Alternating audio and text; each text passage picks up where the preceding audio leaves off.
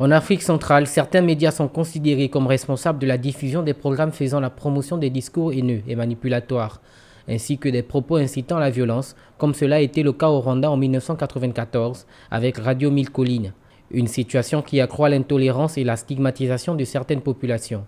Et notre rôle en tant que bureau régional, c'est de faire en sorte que nous participions tous, la presse et nous,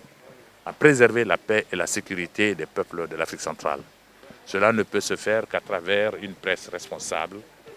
Et la liberté de presse étant reconnue et soutenue par le secrétaire général des Nations Unies, Antonio Guterres. En effet, il s'agit pour le Bureau régional des Nations Unies pour l'Afrique centrale UNOCA et à la Commission de la Communauté économique des États de l'Afrique centrale CEAC et les autres partenaires de renforcer les capacités des journalistes, membres d'une organisation professionnelle. Nous considérons que l'expression libre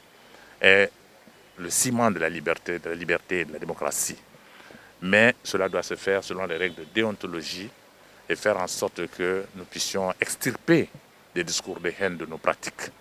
afin que la presse serve de moteur positif pour remodeler nos sociétés, à organiser des élections paisibles et faire en sorte que la paix et le développement deviennent des réalités en Afrique centrale. Cette rencontre poursuit 3 objectifs, à savoir un état de lieu de toutes les initiatives visant à prévenir et à lutter contre le discours de haine en Afrique centrale, un cadre de réflexion dans un contexte de faiblesse des outils de régulation et d'autorégulation, une discussion sur le développement d'une stratégie régionale de prévention et de lutte contre les discours de haine dans les médias, conformément au plan de mise en œuvre de la stratégie onusienne.